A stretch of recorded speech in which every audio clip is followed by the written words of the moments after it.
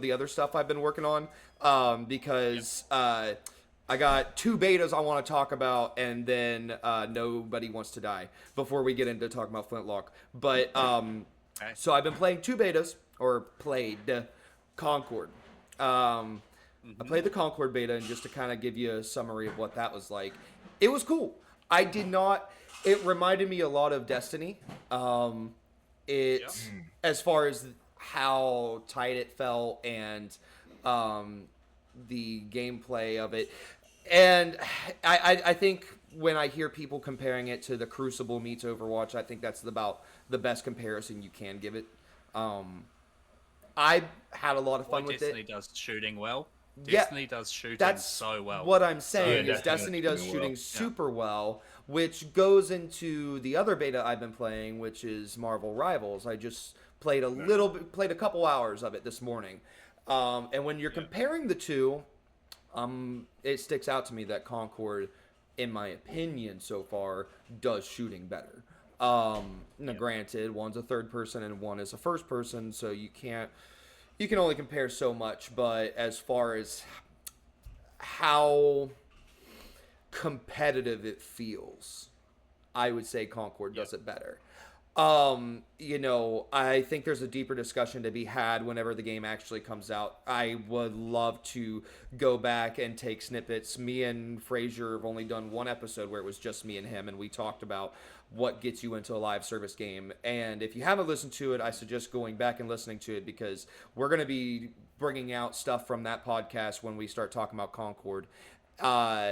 Because it's really put it in perspective for me how many people are playing Rivals. Because if you would have asked me a week ago, I would have went out to bat for Concord and said Concord's going to surprise everybody. Everybody's saying dead on arrival. I don't think so. I think it's got everything everybody's asking for. Now, if you ask me, I don't think so anymore, just because I'm looking at these numbers and it's like I forget who, I think it was Push Square did an article about it, where the audience on PlayStation, not Steam, on PlayStation went down by 8% the second weekend of Concord's beta. And that was already pretty low, like in the thousands, not even in the, So it was pretty low. And then you look at Marvel Rivals and you got 50,000 people in a closed beta versus the 2,000-3,000 in a open beta. So the Concord didn't you have to pre-order it to play that beta though? So the first weekend, yes. Did. Second weekend, the first one, Second weekend, it was open. So that was the article. The article on Push Square was, again, I might be labeling the wrong website, but the article was even called "Defying Logic goes into open beta and loses players," which is crazy. So I just don't know if it's the $40 price tag. Again, totally separate conversation to be had. I just wanted a quick mention, like, hey, this is my summary of that experience so far. Marvel Rivals is really cool. I think it's got the sauce. Personally, it's got a lot of work, in my opinion. Like, there's a lot of leveling. And I feel like Overwatch was the exact same way. When it first came out, was, really bad with imbalance. And I think a lot of people dropped off of that game because there was imbalance issues. Everybody was using the guy with the turret. Man, I can't talk. Everybody was using the guy with the turret because he would just obliterate everything. And so I'm having that same issue with Marvel Rivals, and just the 2 or 3 hours that I played this morning was that I was noticing Star-Lord, Magneto, Storm, the exception of maybe 1 or 2 other characters, was just ungodly powerful. And Star-Lord was taking people out like it was Call of Duty. And then Storm deserved it. Storm's amazing. Right, Storm's dope, right? Yeah, exactly. But that's the thing, is like Star-Lord's taking out people like it's Call of Duty. He was the first person I picked, and I'm blasting through people like he's kind of more of like a dual SMG kind of dude. But even at a long distance, I was taking people out like that, and I got 15 kills on my first game. And then in my second game, I tried a new character, didn't get one. So balancing issues I'm seeing like huge. So again, it's a beta. That's why it's called a beta. It's a closed one for a reason. Like, you know, they've got a lot of stuff to work on, but I think they've got the sauce because I'm seeing how the formula of Overwatch has copied and pasted very nicely for them. And not to mention, the thing that has me geeking out about it is the fact that they got Yuri Lowenthal. I think that's how you pronounce his name. The guy who voiced Spider-Man for the Spider-Man games. He's in it. Like, and for me, it's like, it stands out. I'm like, man, that's Yuri. That's sick. And the characters also talk with each other too. Like, I played Magneto. Again, I found out he was very OP. But when I got killed, Storm was like, I should be happy about your death, but something inside me empty. I'm like, bro, it's a multiplayer game. It's not that deep. You know, it was the dialogue in battles was pretty wild. Us to these hero shooters are the characters. Exactly.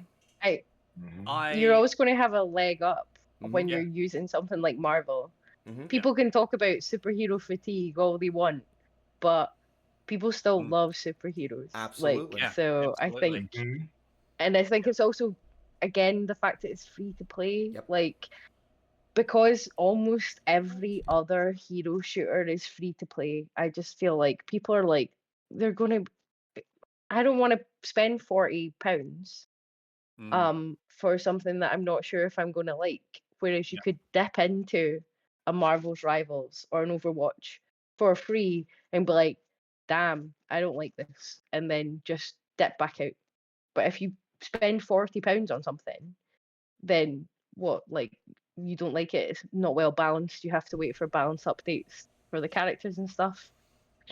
I don't know. Is Rivals multi-platform? Yes. It already in the closed beta. It's multi-platform. Yeah. And so, like, personally, like, I don't own a PlayStation 5 yet. I plan to get one, but I just don't own one.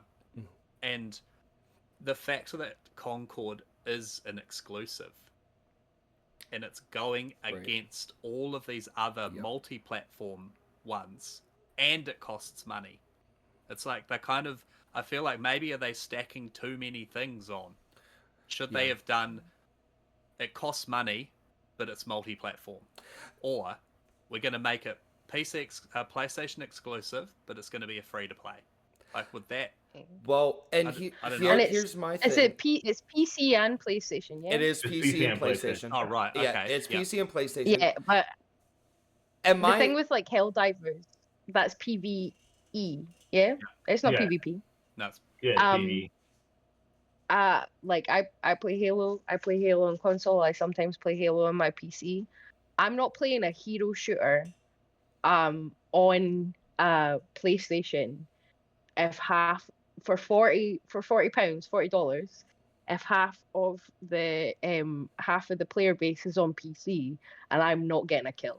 I'm sorry, mouse and keyboard is better for PvP shooters. Yeah. Like, it just is. Yeah.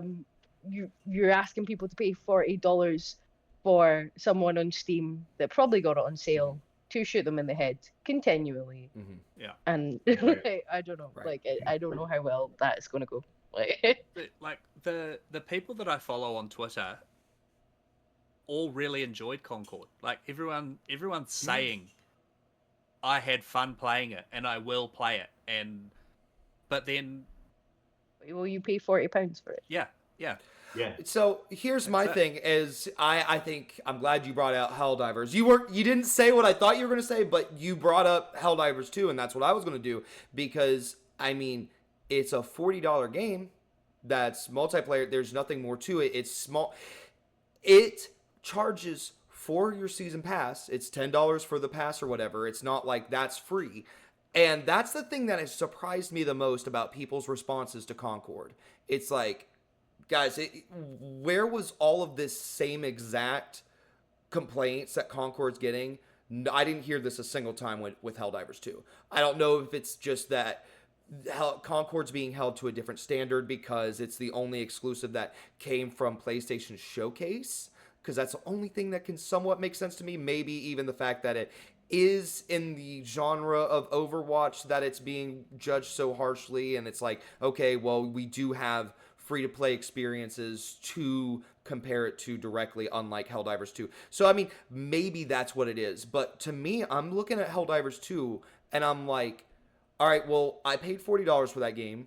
Most of the greatest guns in the game are from passes that you need to buy, which again feel like a pay to win because once you start getting to these higher level difficulty missions or whatever, you need to have those weapons. You need to be in the meta of Helldivers 2, and that requires more money. I don't see much complaints about that at all. But yet here Concord is, it's $40. They just talked about how they're not doing a battle pass. All the post content is free. So what can they do to win people over? It boggles my mind personally. I'm not pushing for either side. I don't have a horse in this race. I'm simply just an observer of this situation. And I'm not even a huge fan. I know I talk about it a lot, but I'm not even a huge fan of Overwatch. Like I'm not big into that scene. So it's not like Concord for me personally is like, oh, my game of the year, and this is what I'm going to be playing nonstop. I'm probably realistically going to spend a couple weekends with Concord and call it a day. Realistically. So I think you I I think you hit the nail on the head. I think it's because of the space that it's in. Mm-hmm. There are a whole bunch of these same type of hero shooters. I mean, Valve is making one. Valve is we've heard of the rumors about that, and a lot of them are free to play. And it's hard to number one these we're talking about games that are black hole games, right? Mm-hmm. People spend a lot of time with them. They're they're made to be grindy. They're made to for you to spend that time to get the investment out of them. And the other thing is Overwatch is damn near loved. Like it's almost it may be slightly under like World of Warcraft. Yeah. Which is funny because it's also Blizzard. I mean, um, they have a way with making games that people just gravitate to, and especially with Overwatch, it just like people love that game so much. I haven't spent a whole lot of time with it. I've played it. I think it's fun. Um, but the thing, and I think Concord looks cool, but it's hard to ask. And I think you also hit another great point. It's hard to ask for people to, all right, I want your money. I want $40 for this game, but you could only play it with people on PC and PlayStation. I think either one or two things have to happen. Either they have to make it multi-plat, or they're gonna have to make it free to play. Yeah. And kind of just eat it. Because otherwise it's too much against it. It's too much competition, and it's just gonna be hard to break in that space. Yeah. Like that's a lot to ask. Yeah. Especially in these days times, money is, everything is so expensive. Inflation is going crazy, and the first place that people start to spend less money is entertainment, especially if they can get a game that's similar, maybe not the same, for free. And maybe they'll buy some microtransactions. I don't know like who at Sony saw it, and maybe they thought, hey, our pedigree, we can we make great shooters, we have Destiny, we have Bungie with us. I think it was a gross miscalculation not to at least do one of the two things of either have it free to play or have it on everything that you can get it on.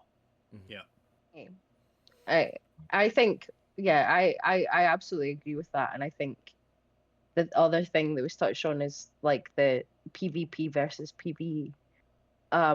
So people are used to PvE and paying for it and paying for battle passes because of things like Destiny, like that. Right. Like people are really used to buying the next expansion for more PvE content. because at the very least, you know, you can always access that content. But with a PvP game, if you can't get into a match, Right. because no one's playing it, then you've spent $40, and like, who are you playing with? Like, bots.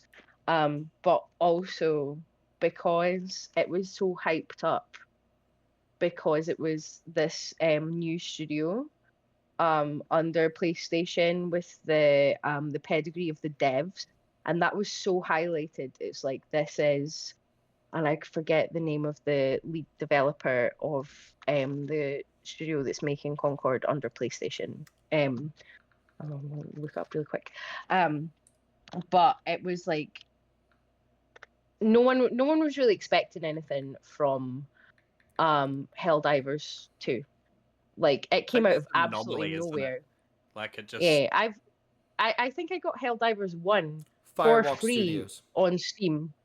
Firewalk Studios. And they're pretty new to the and, game, like, I'm pretty sure. Yeah, this is their first game after being formed. Well, that's a massive undertaking. Yeah. It's kind of unfair. It's kind of unfair. Yeah. And again, from what I played, very famous, and it's just a beta, I'm developer. like, this is a solid multiplayer. It's a really good experience. Yeah. I mean, it feels premium. Like, if I'm going to spend $40 on this, I feel satisfied. Yeah. That's what she said. But then to make it satisfying, you need other people to spend that money too. Yep. True. So you can... Very true. Like, otherwise... Oh, it's not... Sorry, it wasn't Concord that I was thinking of, but Firewalk is pretty much made up of a lot of people who made, like, Call of Duty, Destiny, Halo, Bungie devs and stuff like that. Yeah. So, but because it's like essentially their first game, I think people, and the way that they did the trailers as well. Yeah. Even though it had been said that it was going to be like almost like an arena shooter, the way that they did the trailers, and it's like really focusing in on the characters and stuff like that, people weren't expecting this to be a hero shooter. Yeah. They were expecting, like, and I don't know if it's because Sony have kind of boxed themselves in a little bit of like, we do story-based games and it's not necessarily stuff like that. A lot of people, when they did it at the showcase, were like, oh wait, all that story build up, all that CGI trailer for an Overwatch clone. Like, and I think people who are there for Overwatch don't care about a story. They're gonna skip a cutscene. It takes, and again, like I said, when we get into this discussion, it's gonna refer a lot back to that episode me and Fraser talked about, where we talked about people who play Destiny. They get hard into the core, like the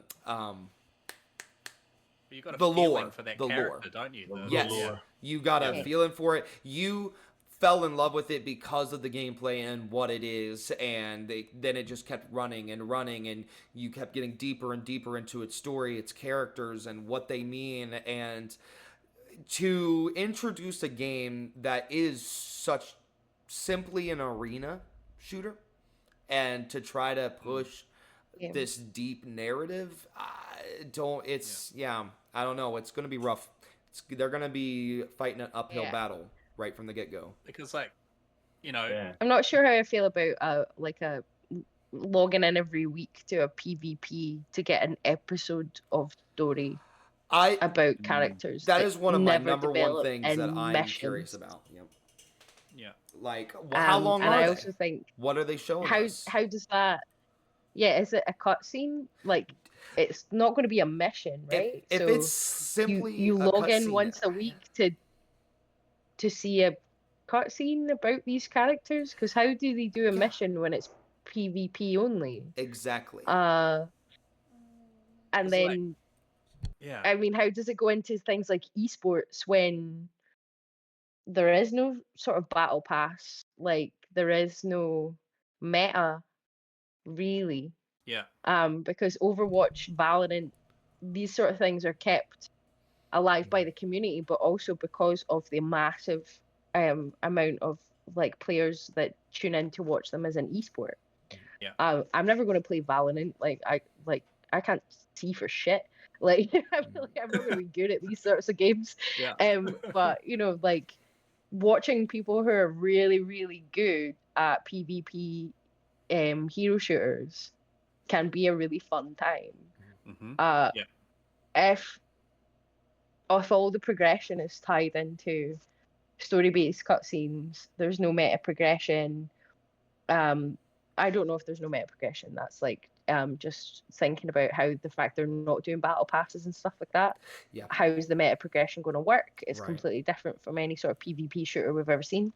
Yeah. But yeah, like how does that then break into things like esports? How does that break into the competitive scene, which is something that fundamentally keeps PvP shooters alive, unless you're Team Fortress, and then in that case it's because of hats. But are they gonna do hats? Like, do we know? Has anyone said anything I'm about gonna hats? say no. Yeah. Like, I'm gonna say there's not like, gonna be hats. Yeah. No I feel like Sony's not letting people sell hats to each other or sell cosmetics to each other unless they're getting a hefty fucking cut on those hats. Right. Like, Yeah. Right. I don't know. That's just my thoughts on it. Yeah. And I noticed I have absolutely cut you off, Fraser, like 4 times there, but I was trying to make my point. So. No, I was just gonna say, like, for me personally, a great PVE is something that's always been tied to a good PVE. So, like, and then playing that PvP part of it, like I'm connected to why I'm doing this PvP. Mm-hmm. Like a Halo, for instance. Yeah, like Absolutely. Halo, for instance. Like, we play through the story, we play through the campaign, we get a connection to these characters, and then we all just go together and shoot each other. Call of Duty's kind of the same. The campaigns, whether you like them or not, there's a connection to these characters, and then we go off and we select the character that we like, and then we use them. Right. Like this Concord, like, and it was the same with that one that I reviewed a few weeks back, X Defiant. Right. It had brilliant. I forgot that existed. Yeah, right. Exactly. I haven't played it since. Yeah. But yeah. The brilliant shooting, the idea of it is really fun and really good, but the fact that I couldn't be these characters, that they never promised us to be these characters, but the fact that I can't be Sam Fisher in a shooter that is done by Ubisoft that says, hey, we're bringing together all these franchises that you love, and then not delivering that, like, I don't want that. But they did insinuate Like, just as much that you would be doing those things. You Like, would be playing as those characters. We're bringing together Splinter Cell, The Division, like all these fantastic, like Far Cry. We're bringing all of these franchises into one thing. Right. And then you can just fight each other. The idea of that sounds fucking cool. But the fact that you're just a generic echelon member or a generic NPC out of Far Cry, I've got no connection to this. And I kind of feel like that with Concord. Like, why these like little like cinematics or something, is that going to be enough to make me care for these characters, to want to play it? And that's kind of going to be my question for the whole entire thing. And again, the most curious going into the game is, what are these cutscenes? Are they... Because if you're talking 20-minute episodes, who's watching that? Like, who's watching a 20-minute, 30-minute episode per week? That sounds extremely expensive for a game that's getting 1,000, 2,000 players in the beta. So I don't see how you maintain that. Who's going to want to spend 20 minutes watching something when they just turned on their console to play a video game?